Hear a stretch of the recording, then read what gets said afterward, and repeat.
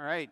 Thanks for everyone for being here. Hopefully everyone's having a great Ignite, and hopefully you're all at the right session. So for the next hour and 15 minutes, we're going to talk about securing enterprise productivity with the Office 365 threat protection services. So many of you know those services include Exchange Online Protection, Advanced Threat Protection, and of course Office 365 Threat Intelligence. Now on stage I have with me my co-speakers. So my name is first of all Debraj Ghosh. So I manage the product marketing for Microsoft Threat Protection. Hopefully many of you in this audience were able to see that introductory session on Microsoft Threat Protection earlier this morning. We're going to cover some more aspects of that today in the Office 365 world. And so I'm here with my co-presenters. Why don't you guys go ahead and introduce yourselves? Hi, I'm Josh Zelenis with Forrester, and I cover threat intelligence, vulnerability management, incident response, and endpoint security. Hi, I'm Sumit Malhotra. I'm a program manager with our Office 365 information protection team, and I focus on threat intelligence as well as some of our ATP breadth across Office. Hi, everybody. I'm Jason Rogers. I'm the PM lead for Office ATP and the EOP anti-malware stack. All right. Thanks, guys. So let me briefly go over the agenda for the next hour and 15 minutes or so. I'm going to talk a little bit about the framework for Microsoft Threat Protection. I know some of you in this room may have heard a little bit of it today. We want to make sure that it's something that you sort of recall as you leave from Ignite this year, and you sort of understand that this is directionally where Microsoft is going, and this is really what we are thinking in terms of threat protection across all of Microsoft. Josh is going to come back up here. He's obviously part of Forrester. He's going to give you a sort of lay of the land of how Forrester sees threat protection and what their customers, because they obviously talk to many, many customers, what their customers are asking for and requesting when it comes to threat protection and the services that those customers may need. Sumit's going to cover some of the new and exciting features that are part of Office 365's threat protection services, and we're going to go into some demos, and it's going to be pretty cool stuff. And I know that's probably where you guys are going to be most excited. But then the last part is also very exciting. How many folks here actually currently are talking to vendors who claim they have the best security in the world? That it's the best, that they catch everything, or they catch more than anyone else. You read third-party reports that there's always different people who are always catching different things, and everyone is always the best. So basically, anytime you talk to any vendor, they're always the best. How many of them actually tell you how they do their measurements? Does anyone do that? So what we're going to do today, and that's where Jason's going to spend some time today, is we're going to talk to you about how we actually take our measurements. So last year at Ignite, we actually made the claim that we are 99.9% or greater when it comes to malware catch effectiveness. So how do we get that number? That's probably something you're curious about, because when we give you that number, they're like, oh, that's pretty impressive, but we don't know how you measure that. And so Jason is actually going to talk about that, because we think it's critical that our customers actually understand how we do these measurements, so that when you actually talk to other vendors, you can say, hey, Microsoft showed us that this is what they did. How are you guys reporting these numbers? Because what we see from our view is that no one actually ever talks about this with customers. We want to make sure that we're transparent, and we give you all the information on how are we measuring these values, how are we reporting our fish catch, how are we reporting our malware catch. So we're going to give you a little glimpse into the inner workings of how we take these measurements, how we come up with these numbers that we think are fairly impressive. So that's where we're going to sort of leave off at the end of today's presentation. So hopefully that'll be something that really helps educate and understand, or help you understand how we do this work at Microsoft. Now, as I said, I'm going to talk a little bit about some of the Microsoft threat protection story. Some of you may have been at the session earlier this morning where we talked about and we announced Microsoft Threat Protection. Yesterday on this very same stage, our corporate vice president, Rob Lefferts, also showed some introductory slides on it. We talked about a single pane of glass. But essentially, all of this work we've been doing for Microsoft Threat Protection is because of the customer problems that we've seen and all the conversations we've had with our customers. We're not making these products because it's cool to make these products. We're making these products because our customers have said, hey, these are my critical pain points. What is it that Microsoft Security can do to help me address those pain points? And when we have these conversations, the pain points that we see primarily are that obviously these bad actors are using increasingly creative and sophisticated attack methods.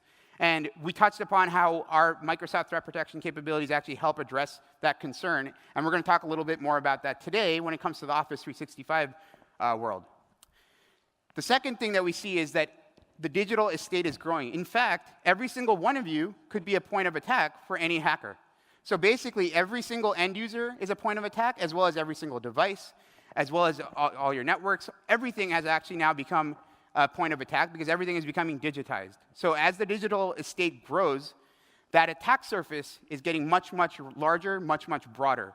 And so you actually have to have solutions that can address that scale of that digital estate. Then finally, and we're going to talk a little bit more about this in the next slide, I think a lot of organizations today have lots of threat signal. It's very easy actually nowadays to get threat signal because everything is becoming digital. Everyone has threat signal. But because you have so much threat signal, what's become harder is actually to understand anything from that threat signal, making sense of it, and then taking intelligent and actionable response to any of those threat signals that you see. So the question is not how can you get more threat signal. The question is how do you take this threat signal and make it something that's rational, easy to understand, and effective for your protection and your security. So those are the three things that we see as the biggest customer challenges, and those are the reasons why we are talking about the services that we are talking about across Microsoft Threat Protection and in our session today. The other thing is everything that we talk about when it comes to Microsoft security is grounded in the Microsoft Intelligent Security Graph. Essentially, the security graph is a pool of signal. It's essentially the threat signal that we see across the globe. It's what we see from all of our different services, all of our different platforms. And as you can see from this image, or this slide, this threat signal is very, very broad. It's very, very diverse. We're not just getting signals from email. We're getting signals from endpoints. We're getting signals from logins. We're getting signals from Bing and Edge. So it's a very diverse set of signals. The other thing that you see is because of the size and scale of these numbers, that signal is also very deep. So we're actually seeing in-depth signals from each one of these different threat vectors. So that's the power of the Microsoft Intelligent Security Graph. That's actually one of the main things, is that we get this huge signal, and we can actually make intelligent decisions from this signal. The other great thing about the Intelligent Security Graph, and we're going to talk a little bit about this during the session, is that it enables us to integrate all of our different services. So we actually have services now that can communicate with each other that are very disparate services. So for example, in our case, one of the situations you'll see is that Windows Defender ATP, which is our endpoint protection service, can communicate with Office 365 ATP, Office 365 Threat Intelligence, and Exchange Online Protection. So having that integration enables us to be able to see more and also secure a lot more. And that's one of the other powerful benefits of the Microsoft Intelligent Security Graph. All right. Microsoft Threat Protection is really built to secure a set of different attack vectors. So the main attack vectors that we see today that are impacting the modern workplace are identities. This is basically the credentials of your users, also your admins. You want to be able to secure those. You want to be able to secure your endpoints, so your devices, your sensors. Basically, everything is almost an endpoint these days. So you want to be able to make sure that your endpoints are secure. User data. This is really the world of Office 365. This is where we're going to spend most of our time today. Being able to protect and secure your email messages and your productivity documents. We'll also talk a little bit about how Office 365 helps secure cloud apps. In fact, Sumit's going to talk about Teams and some of the collaboration applications. We're going to talk about a little bit on the Office clients. So Office 365's threat protection services also helps with this attack vector, which is protecting cloud apps and securing cloud apps. And then finally, there's the infrastructure piece. So infrastructure is really where we have a lot of our Azure capabilities. And in fact, there's dedicated sessions for each one of these different aspects throughout this week. And at the very end, we'll show you some of those other breakout sessions that are all related to Microsoft Threat Protection. So how many of you here today have already seen the 6.5 trillion signals per day? It's been making the rounds in the news. It has. So yesterday, Rob Lefferts actually, one of the things he had brought up was that this number is so big, it's really hard to envision or actually make any sense of it. So we tried to do that. So how many of you sort of read history and stuff? Anyone in here? Okay, so basically, man first started walking about 200,000 years ago. So if you think about it, if there was a village of Homo sapiens 200,000 years ago, one person was probably busy trying to invent fire. There was another person trying to invent the wheel. Maybe there was one person, though, who had to analyze all these signals. And that was probably the toughest job. That person, if they analyzed each one of these signals, and they were able to analyze one signal per second, they would finish analyzing the 6.5 trillion signals tonight. So basically, it would have taken about 209,000 years for that one person to actually analyze these signals if it was one signal per second. And that's what we're doing every single day with this Microsoft threat protection ecosystem. So that's how large that 6.5 trillion signals and how massive that is in terms of its analytical capabilities. OK, Microsoft threat protection is also built on these different services. So we actually have a set of different capabilities that all work together to address one of these different attack vectors. Today, we're going to talk about Office 365 Advanced Threat Protection, Office 365 Threat Intelligence, and Exchange Online Protection. How many of you here have Office 365 licenses? So almost all of you here, then, are benefiting from Exchange Online Protection. You may not even know that.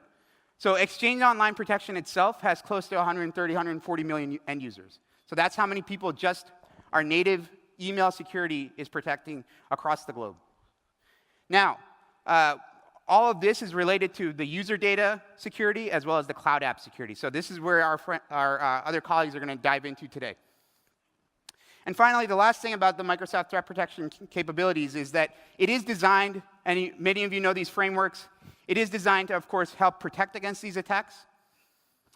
But also, and very importantly, it's designed to help detect those attacks should anything get through, because obviously nothing is 100%. No matter what security vendor you're using, things are going to get through sometimes.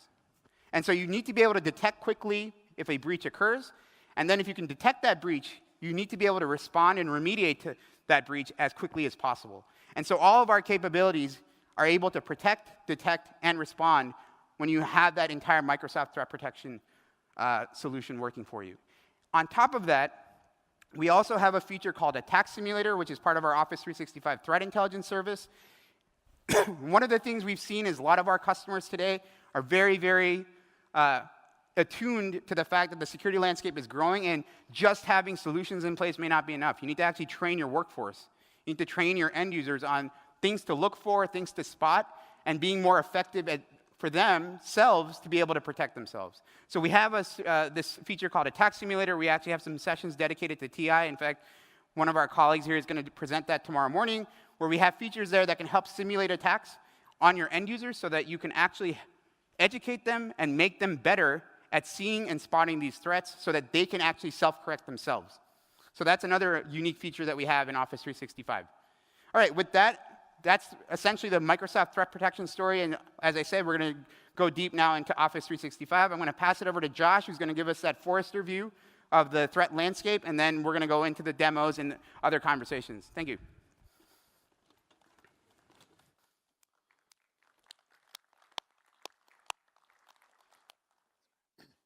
Good afternoon.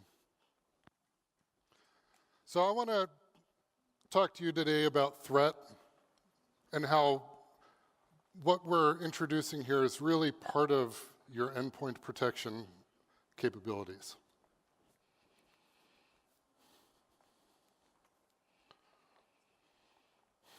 Your endpoints are a critical vector for attackers. This isn't news, right? Your endpoints are one of the most attacked parts of your infrastructure.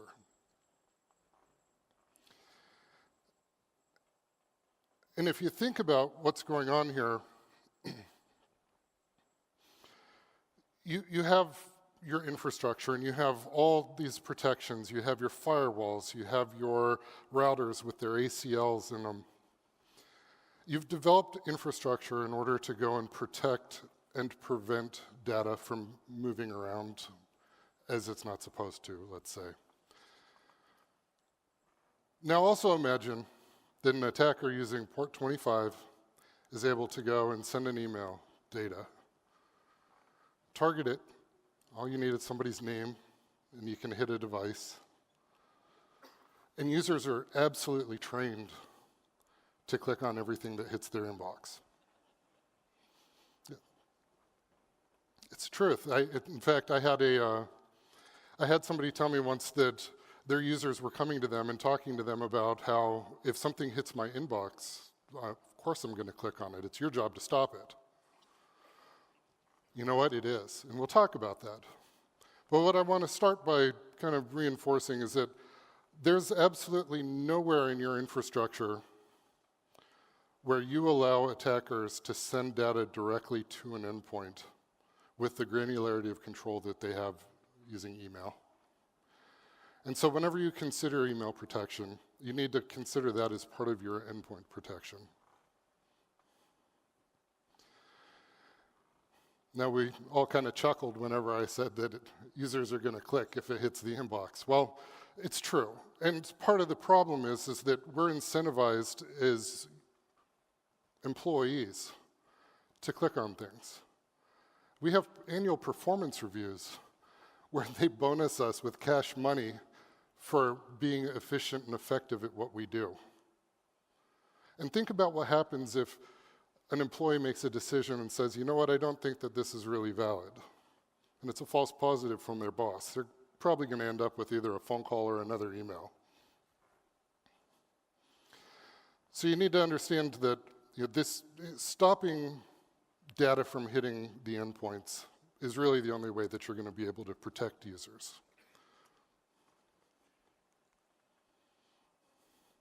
And next, understand that cybercrime is an enterprise business.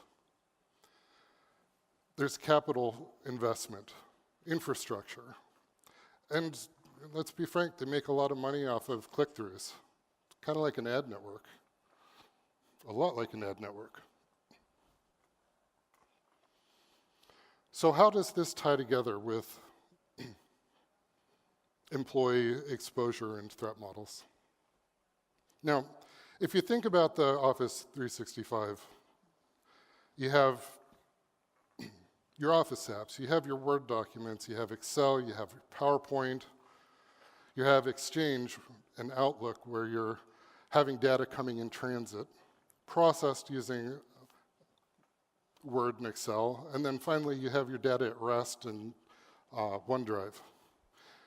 Now, if you're able to go and analyze each of these different pieces of the puzzle in order to perhaps deflect attacks before they've hit the endpoint, before you need your antivirus to kick in and detect that this looks like malware, or before you have your EDR solution that's doing behavioral analysis, what if you can just stop it? And this brings me to another interesting point, which is the importance of threat intelligence.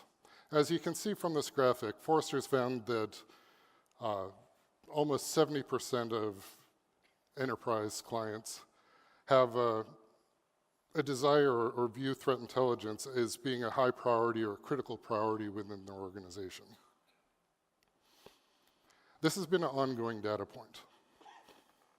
More and more people are realizing that it's important to leverage threat intelligence, but whenever you really start getting into what is threat intelligence, you run into the problem that companies will go and they'll subscribe to threat intelligence feeds. I recently did some research and I found that majority of, on average, enterprise customers subscribe to 4.2 commercial threat intelligence feeds. So what happens whenever you take all that information, all that intelligence, and you bring it into your organization? What do you do now? This is chaos. Absolute chaos. What are you going to do? Are you going to stick this information in your firewall? Send it to the SIM? It's not going to work out so well. You see, threat intelligence is really the lifeblood of your protection capabilities. The things that we go into work every day to protect our organizations, it's all facilitated by threat intelligence and how it moves through your organization. External threat intelligence is just one piece of the puzzle. Finding something interesting on the dark net, great. Finding something interesting in your own infrastructure, that's where the real value is. So talking about that, let's kind of take a step back and think about predation and what it means in the wild. So interestingly, I was reading a journal recently, and they were talking about predation risk for zebras. Interestingly, zebras run a lower predation risk whenever they're in herds with giraffes. Why? I laughingly like to call it a matter of perspective. The giraffes can see things a little bit better, perhaps. But the reality is that when you have multi-species herding together like this, they're able to take cues off of each other and understand how, that there may be a threat, that there may be malicious email or malware.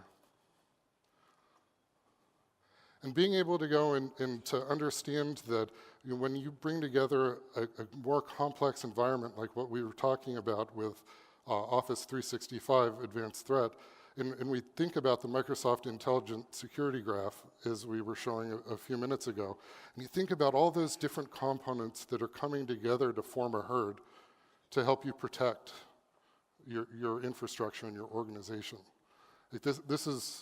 It's super critical, and it helps you outperform what you're doing by bringing everything together. Another interesting piece that I was reading was about alert signaling or alarm signaling and the ability to use it for preemptive response. Now, we talked about the giraffes and the zebras and how they're able to take cues off of each other.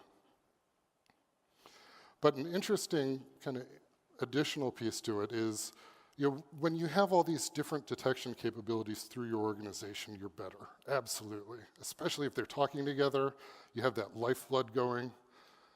But whenever you start really benefiting from things is when you start bringing together other packs, other herds, other companies, organizations, enterprises. Because inevitably, as we talked about earlier, attackers aren't dumb. If what they do doesn't work, they're going to come back and try something else. But if your neighbor is the ground squirrel that gets picked off, and Microsoft is able to leverage their threat intelligence in order to let everybody else know that there's a hawk in the area, then the rest of us are safe.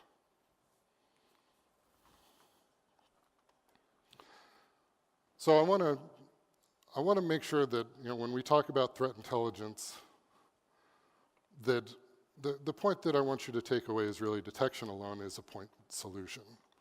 Without threat intelligence, without that lifeblood that's taking information, detections, and sharing it throughout the ecosystem, it's just another alert, another point, another problem that help desk is going to have to go resolve.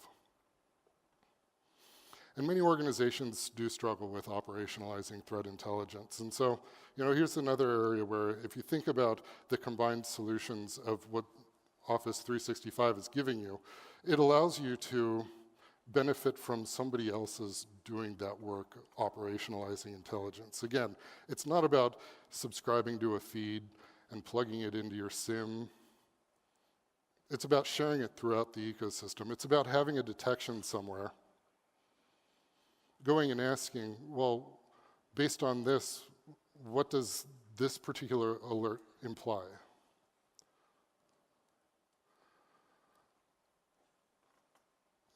And using, almost like a managed service, the internal intelligence that you're benefiting from, having that inside look at all the moving parts within your organization and having them feed into each other so that you can alert in one area and respond in another, hopefully preemptively.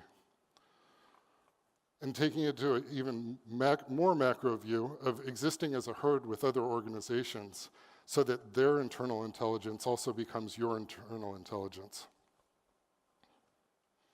Now, Forrester did some research over the last few months, total economic impact, looking at what are the financial benefits of this. And 3 of the points that we measured were the ability to reduce IT costs due to consolidation of security systems, reduce the number and severity of end-user security events, and reduce the likelihood of a breach.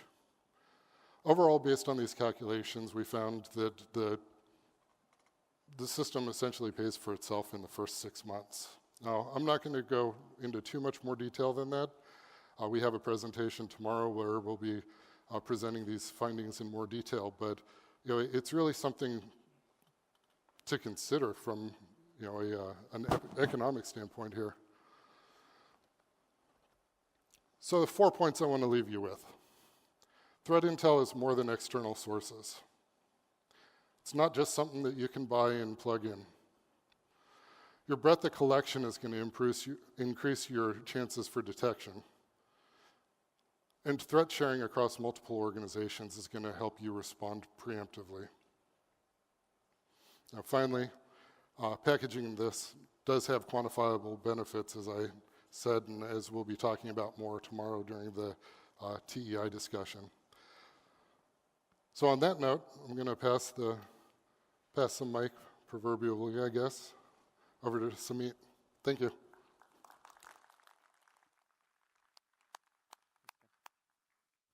All right, you guys ready for some demos?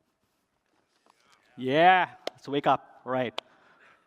Cool. So, I'm going to build on one of the things that Josh talked about, which is talking about the end user and the user-centric view towards security.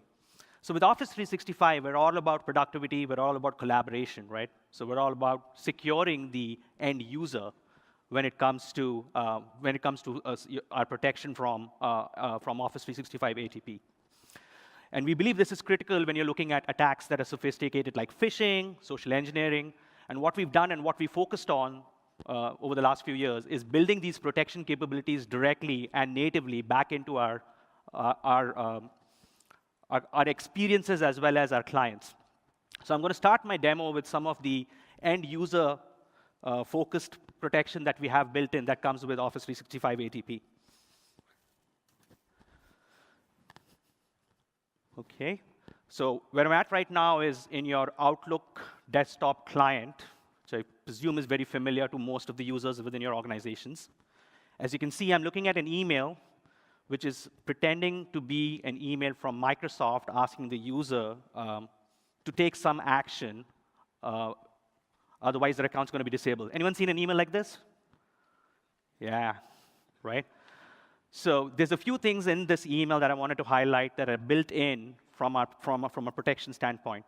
The first thing is right up top, you can see there's an actual tattoo, which is our safety tip that's embedded into the email. So even if you didn't have any of our protection turned on, and you were just evaluating some of the policies, I think in the previous session, Ross and Abhishek walked through how you set up some of the anti-phishing policies. So even if you just had the safety tip turned on, the user would get a cue right here saying that this is an email that is coming from a domain that's impersonating another domain. So right, there's that first cue right there. It's a safety tip for the end user in line in the email. One other piece of protection that we've now built into the Office client is what we call the enhanced hover or the native link rendering. So if I were to scroll down to the link at the bottom of this email, you can see that not only does it show me the original link, it also shows me the link that it's pointing to. And at the same time, if you look closely enough in the status bar at the bottom, you're still protected with safe links. We found that this is a key part of the user and awareness training that a lot of organizations want to impart to their users. So we brought this feature right back into the Outlook client. You already have it in Outlook Web Access today in OVA. Now you're going to have it in the Outlook desktop client as well. We talk about email, we talk about email security a lot. One of the things you also hear us talk about with Office 365 ATP is the protection that we provide across the Office collaboration tools. So I'm going to quickly toggle over here into SharePoint. So last year at Ignite, we announced our protection for files in SharePoint, OneDrive, and Teams. And we GA'd the feature back in December. Over the last few months, we've kind of enhanced the signals that we use there from an ATP protection standpoint. At the same time, we've been hard at work to make sure that the same experiences that we've provided in Outlook and OVA also come through natively in the SharePoint and OneDrive experiences. So if you were to use the web experience, or if you were to use the sync client, or if you were to use the OneDrive or OneDrive mobile app on iOS or Android, you're going to see that some of the infected file experiences are going to come through there. So in this demo here, you can see I have two files, actually 3 files. 2 of them are infected and 1 is not. You can tell that from the red shield queue that's integrated directly into the Chrome of the experience. You can see if I pick the uninfected file, I have a range of options in terms of actions in the toolbar that I can do in SharePoint. If I pick the infected file, by default, SharePoint knows that this is an infected file, and the only option it gives you is delete. Thank you. It's going to get even better from here. So now if I try and click the file, obviously it's prohibited, so the user gets a notification telling them why. There's an actually learn more link where they can go and read more information about why the file's been blocked. You have the exact same experience over in OneDrive as well. So SharePoint, OneDrive, if you're in the web UX or if you're in the iOS clients, this experience ports over there. Last year, we talked about files in Teams, right? Protecting files in Teams, files uploaded through Teams. We are now super excited to bring our safe links protection into Teams. By the end of this year, you will begin to see safe links in your desktop clients, your mobile clients, as well as the web client. So what I have here right now is a team channel. One of the things we've seen from customers onboarding to Teams is it tends to be a very high-velocity collaboration workload. You tend to work with a lot of partners, a lot of suppliers, a lot of vendors. So you have a lot of guest users in your Teams channels. And so what I have here is just a mocked-up team with a few external users in it. And what appears to be a fairly typical conversation or turns into a link that's dropped as a typical phishing lure. So at the bottom of this conversation, you can see that someone's asking me to click on a link. And as Josh said, I'm incentivized to do so, so I'm going to click on it. And right there, you're protected with safe links. So we're going to have this protection roll out. So as your organizations are looking to onboard and deploy Teams, know that it's going to come built in with the ATP protection for files and links. I'm going to talk about one more user-centric view here, which is with the Office clients. Last year and over the last few months, we've talked about how ATP Safe Links protects you in the Office clients. So that's Word, Excel, PowerPoint, Visio, both on the desktop clients as well as in the mobile apps. We've also now built that Safe Links protection into Office Online. So those of you that are actually using some of these documents in an Office Online experience, you will now have the native Safe Links protection. So here what I have is just a marketing research study. Seems to be a fairly benign-looking link. I click on it.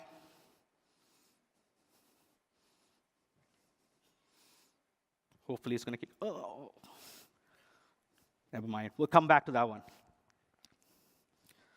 OK, so we're going to do a slight transition here now from the end-user experiences into the admin experiences. So we talked a bunch about how we are protecting the end users.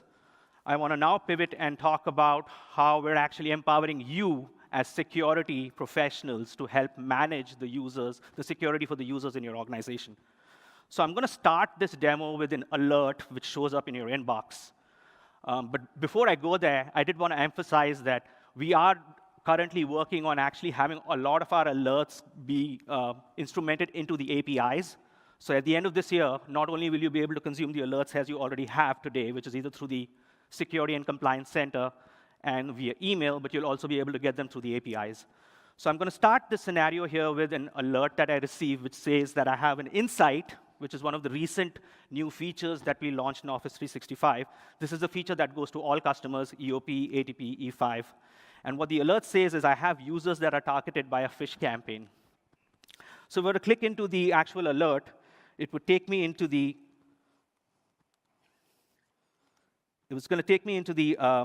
Security and Compliance Center, into the actual insight. So you can see here's the insight from the Security and Compliance Center threat dashboard. It shows me the users that are being targeted by phish. In this case, you can see there are 3 users in this tenant. You can see that the insight has actually happened twice in the last 13 days. And then in line, we've deep linked the actual reports as well as investigation experiences. And far at the bottom, you can see the recommended actions that you may take with this insight. Now, this is a fairly atomic insight on users being targeted with phishing attacks. There are other variations of insights that you may see in your tenants already. For example, you may have overrides in place, things like transport rules or mail flow rules, as they're also known, or allowed senders or allowed domains that are causing phishing emails to be delivered to users' inboxes. So those are also insights that we're now actually bubbling up back to you through the security dashboard. So you can then take the required actions to mitigate against that from a policy configuration standpoint. So what I'm going to do here in this insight is I'm going to click into the actual report associated with this insight. And this is going to take me into what we call the threat protection status. The threat protection status is what we call the trending view of all threats that we've detected in your environment. So what you can see in this case is I came from an alert right into the insight in the security and compliance dashboard. From the insight, I went into the trending report. And right at the bottom of the report, you can actually see that insight as well, right? And you see the red triangle on the third to last bar on your left. And the whole idea here being that we can now give you different navigation experiences. You can start with an alert, go to the insight, go to the report, or if you happen to use the report as part of your regular cadence and activities, you will see the insights bubble up there as well. One of the other things I wanted to point out is right now I'm in the email phish view. Again, this is a trending report that goes to all customers, EOP, ATP, and E5. You can see all the different detection technologies, and all the different filters that Abhishek and Ross were talking about in the previous session that have been used to detect this phish within your environment. One of the enhancements that we're working on this report that we're pretty excited about, and it's going to land towards the end of this year, is actually providing you guys a few different pivots on this report. So if I were to click into the threat protection status report here, you can see we have an all-up view for what we call malicious email and content. If I were to click into the actual email phish view, you'll see that we have the familiar view that I was just looking at, which is the filter and pivot by the different filters that detected the phish. What we're now going to add is a bunch of new views that are going to make it a lot easier for you to manage and understand these detections, as well as investigate these. The first one is what we call delivery status, which is really telling you what we did, what happened to the email, right? So we called it phish. We, as in the Office 365 filters, called it phish. But what really happened? Did it land in someone's inbox? Did it land in junk? Did it go to a custom folder? Did it go to deleted items? Did we deliver it on-prem? Or did we quarantine it, right? So we're going to give you this information for all the detections that we have from a phish perspective. So this is one fairly instrumental view that we're working on right now. Aligned with that, the obvious question to ask is, well, if Office called it phish, why did it go to the inbox? Or if Office called it phish, why did it go to a custom folder? So we want to give you the view where you can look at what is causing that override to happen.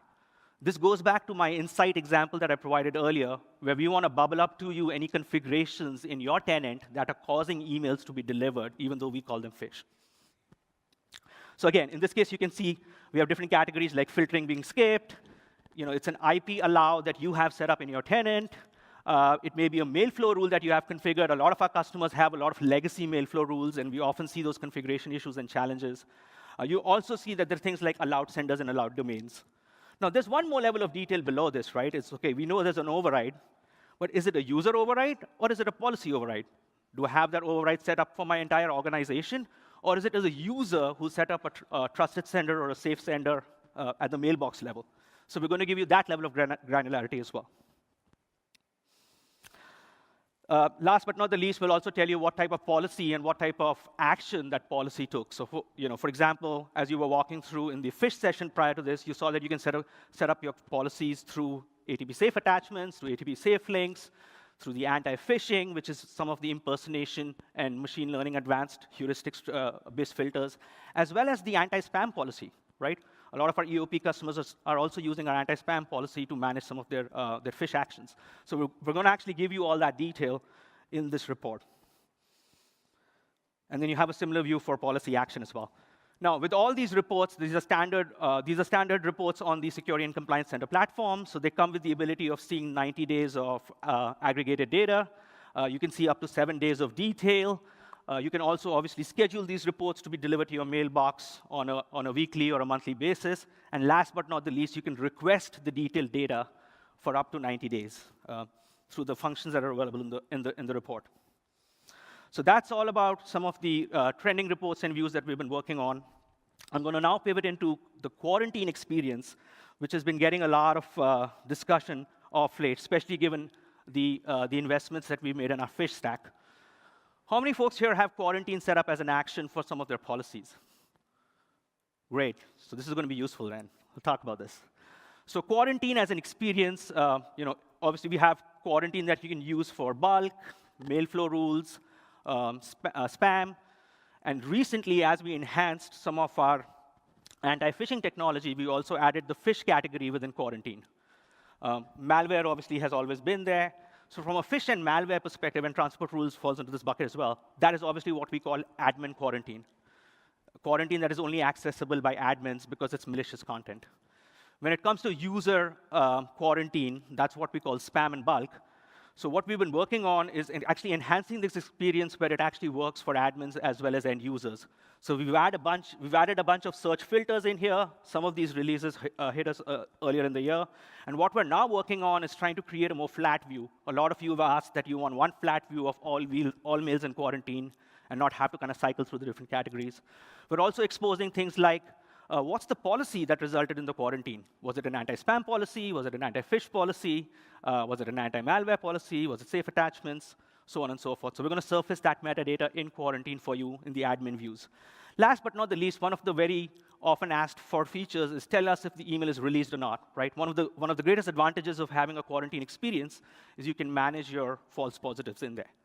And so we're going to give you the ability to actually see if the email is released or not, and you're going to be able to do all of that from this interface. One other enhancement that we're working on with quarantine, and you're going to see some of these message center posts come out shortly, is we are also enhancing the ESN. ESN stands for the end user spam notification. That's if you have quarantine set up for spam or bulk, and the action being quarantine in that case, and if you have end user spam notification set up, we're going to be adding more actions to the ESN. So there'll be more actions in line, there'll be more deep linking into the quarantine UX if the users want to preview the message, and so on and so forth. One last thing I'm going to touch on in quarantine, and then I'm going to move on to some of the other investigation experiences, is we're also deep linking quarantine to reporting, right? We recognize this is a flow that you guys follow, and we don't want you guys to have to manually do this. So if you're in quarantine, you're analyzing a message, we're going to give you an inline link into either the related investigation experience, which could be real-time, or Explorer, if you're on E5, or it could be your trending reports. So we're going to have that deep link natively in quarantine. So in this case, as you can see, I can actually deep link into the specific email in Explorer since I'm in an E510. So switching over to Explorer, we've been working on a lot of enhancements. And when I say Explorer, that's what we call as the investigation service for our E5 customers. We also have real-time reports that are now available to ATP customers. So earlier this year, we had that as one of the big announcements where you have, as ATP customers now, you have a real-time investigation surface for malware and phish detections. So when it comes to the investigation experiences, we've invested a lot of time and effort on the phish view. Obviously, that's what the one where we've been getting a lot of feedback from users and customers. And in the exploration canvas, we're going to be adding a bunch of new filters. For example, one of the enhancements we've made is the ability to now filter by detection technology in the phish view. So you can go in, and very similar to the trending reports that we were looking at, you can filter from the different detection technologies or filters that were being used to detect the message as phish.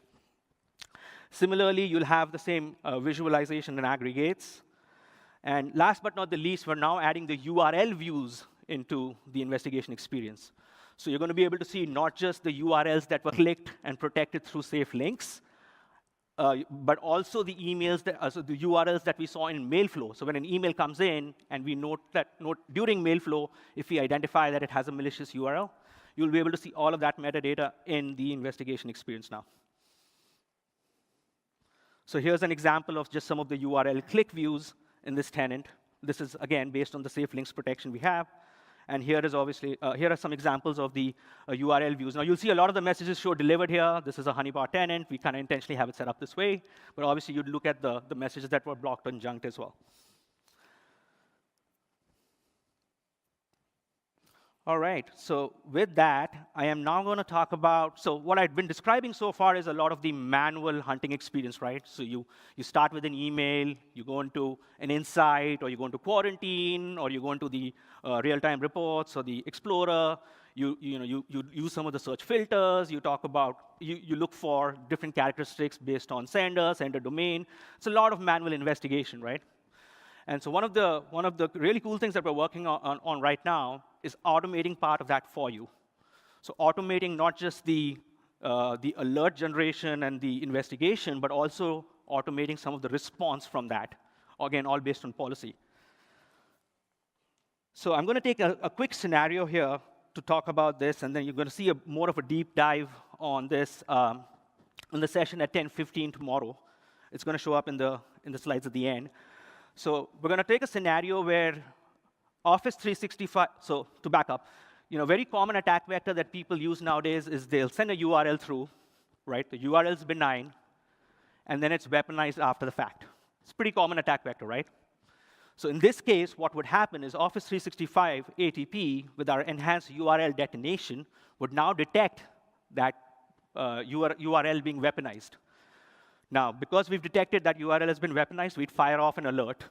So what you see right now is you're in the Security and Compliance Center, an alert has fired, and the alert is actually showing up as resolved, right? That's kind of weird. We find an alert and we resolve it. Well, that's because we're doing some work for you.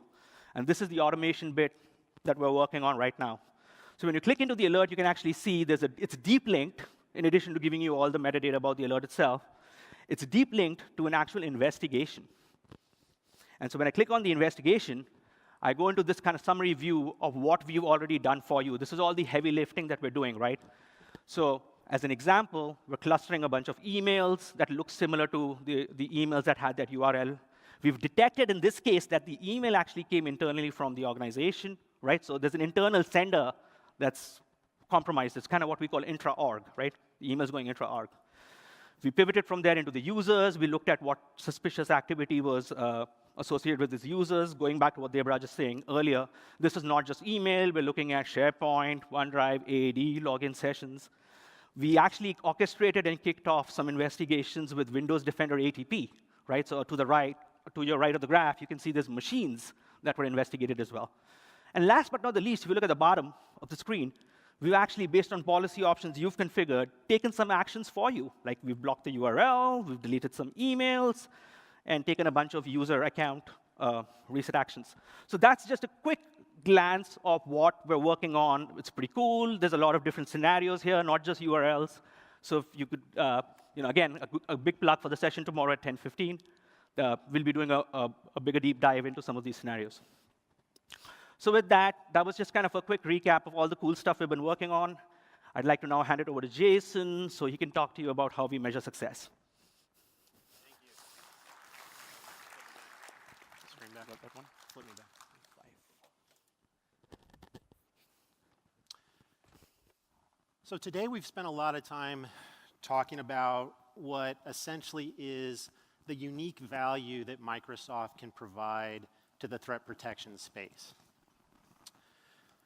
So, we started off, Debraj told us about that huge breadth and depth of signal and our ability to reason over it, and how important that is to finding those new and evolving threats. Josh came up then and talked about how important it is to take what we learn with one customer and apply it to another customer, how that's really effective.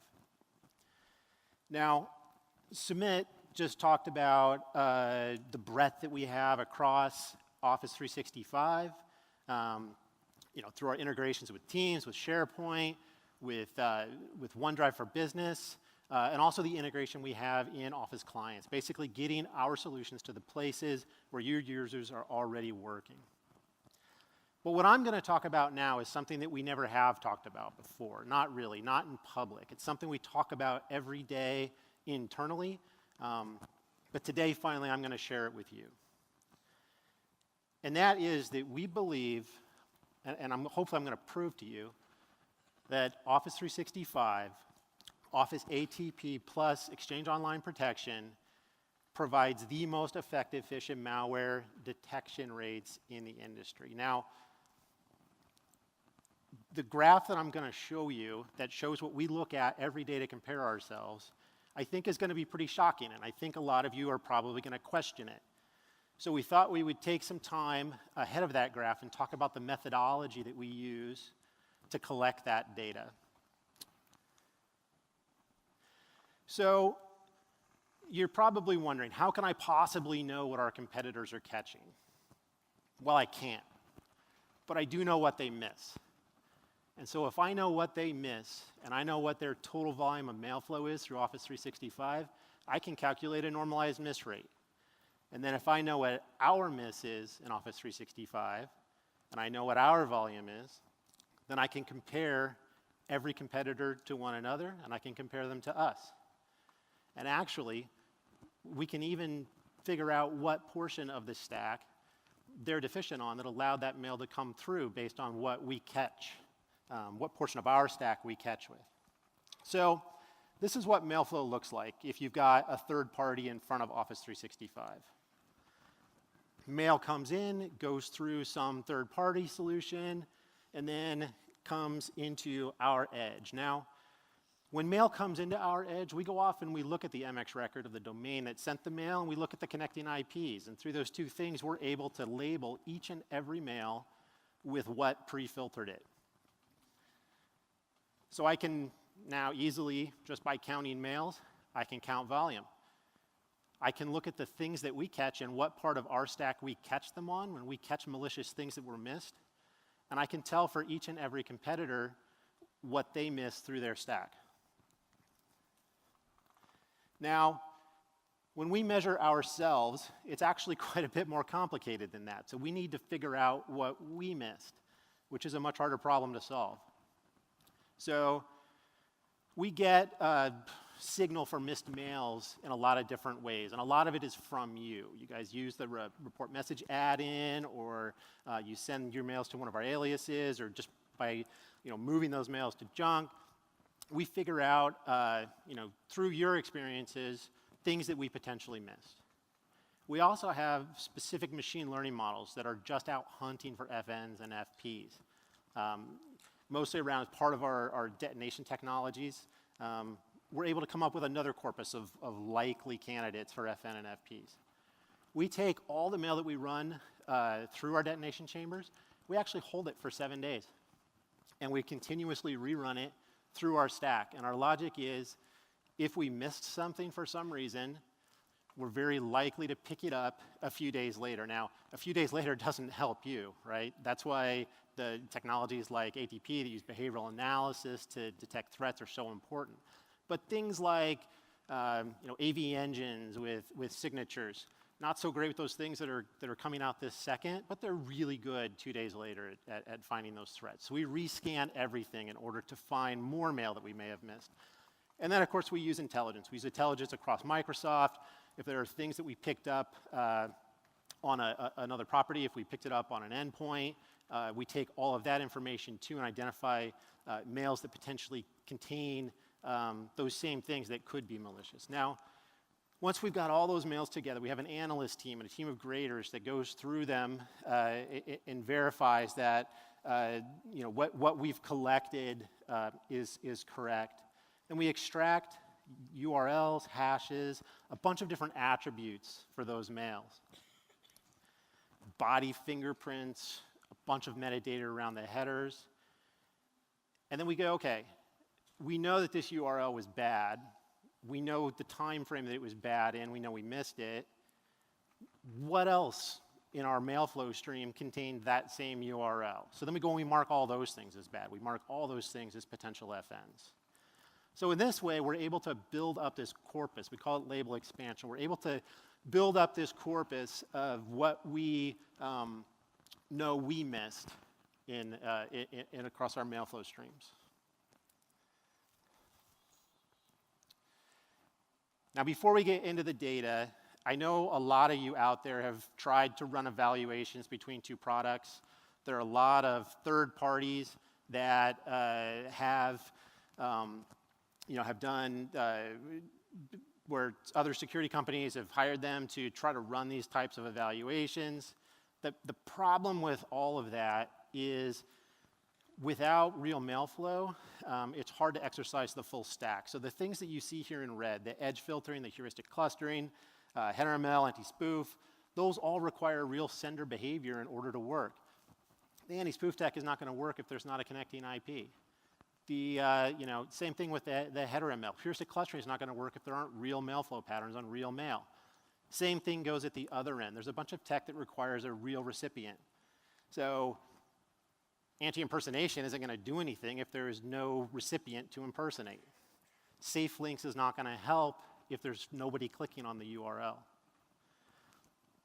So there are a bunch of popular testing techniques that basically only exercise half the stack. And so what we see over and over again with customers, what we see over and over again with these third-party tests, are that the results that they get do not mimic what we're seeing with our real customers, what they're experiencing after they switch over to us.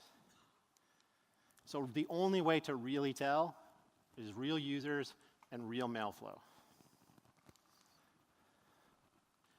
Now, before we get into today's data, I'm actually going to share with you data from back in the fall, so November, December, January. The mailflow volume chart on the right-hand side shows you the mailflow volume protected by EOP, Office ATP, and then we've got the top 11 vendors, which is what we track. Now, I've color-coded the top 3 vendors. If you do have a third party in front of us, you can see just based on how this chart tapers, it's likely one of those 3. Now, back in November, December, and January, you can see where we were at. We're the orange bar here. Fish had just really started to kick in. We were starting to see really high volumes. Hopefully you guys have had a chance to see that anti-fish session right before this. A lot of that tech was in the process of still deploying. A lot of it was in the process of still getting tuned. So you can see that back in November, December, January, we had some work to do. And this is the work that we did. So like I said, if you didn't have a chance to get to Breakout 4002, please look at the recording. It was a great session that walked in detail through all of these enhancements that were made to our anti-fish stack. So really, it's tip to tail across the entire stack. Huge improvements were made. So now I'm going to share with you what we look like today. And so this is what we look at every day. And so you can see that orange bar across the bottom there.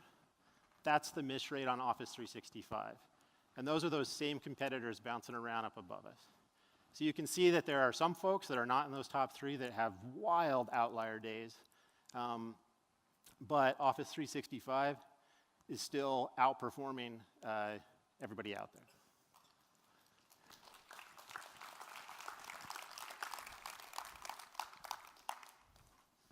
So now I'm going to hand it back to Debraj to wrap us up. Thank you, guys.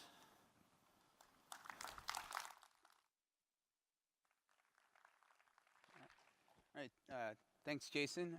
That's actually kind of tough to follow because what can you really say after that? But so to wrap up, thank you all for being here, of course. One of the things that also I think is important from what Jason showed is that the reason we got so much better at Fish is because we actually listened to what our customers are asking us for and what our customers are telling us their requirements are. All that effort, all that focus that Jason and his team have put in the last 6 to 7 months trying to solve the issues that we had with Fish are actually fruition because of the fact that we have these close connections with our customers. We listen to what they're actually asking us for, and then we design it into the service, and then we release it into production. And so you're actually seeing a manifestation of that with what we've done with Fish and some of the data that Jason showed today. So to leave you, we actually wanted to go back to the Microsoft Threat Protection. Of course, everything we talked about today in this session was about the Microsoft Threat Protection capabilities, because this is a subset of that. These capabilities and all the work that you've seen today are really built on these 5 pillars. Integration we talked about. Of course, Exchange Online protection, Advanced Threat Protection, and Threat Intelligence are fully integrated. And then as Sumit showed, we actually integrate across different platforms. We actually have data from Windows Defender ATP. We're going to start collecting data from other sources. So integration is a big key for Microsoft Threat Protection. Intelligence is obviously what's powering all of this capability. Without the intelligence from the Microsoft Intelligence Security Graph, we would not be able to see all the different threats that we see. We would not be able to stop all the different threats that we can stop. Automation, obviously that's the big directional push for Microsoft. You're starting to see the beginnings of that. You already see that in Windows Defender ATP, as Sumit alluded to. You're going to see a lot more of that over the next 4 to 5 months in Office 365 ATP and Office 365 Threat Intelligence. User-centric. Of course, a lot of the work that Sumit showed today is actually all about protecting the user. He showed you that if you're using Teams and you click on a link in Teams, now we will protect you from anything that could harm you. We talked a little bit about threat intelligence and the attack simulator capabilities. We'll learn more about that tomorrow. Everything we do is focused on that user. With the Outlook client, you get the safety tip, and then you actually now can hover over the link and see where it's pointing to. All of that is designed to make sure that your user is more protected, and not only are they more protected, they also have a great experience at the end user level. Our security is based on the fact that the end user never suffers from the fact that they're fully protected. It's always done in a nice way, the design is great, and it's not something that's going to impede their productivity. And then finally, we didn't talk too much about the ecosystem, but of course we work with several different partners. We actually had some sessions, and we do have some sessions later this week that are dedicated to some of the work we're doing with partners to ensure that the security that we provide is the best security for our customers. Because without our partners, we actually wouldn't be able to provide all the security that we do, and we wouldn't be able to make sure that we're giving you the most optimal security possible. So the other thing I wanted to touch upon is that if you are in the process of deploying, or if you're in the process of trying to start some of these trials or actually looking into the Office 365 capabilities, reach out to Fast Track. They're there to help you. They can actually help you with your full deployment. They can actually help you with your with setting up your setting up the solution. So this is something that you should actually keep in mind as you sort of think about the Microsoft threat protection capabilities, and especially the Office 365 capabilities. So with that, thank you very much. We'll be here if you guys have any further questions. And so appreciate your attention today. Thank you.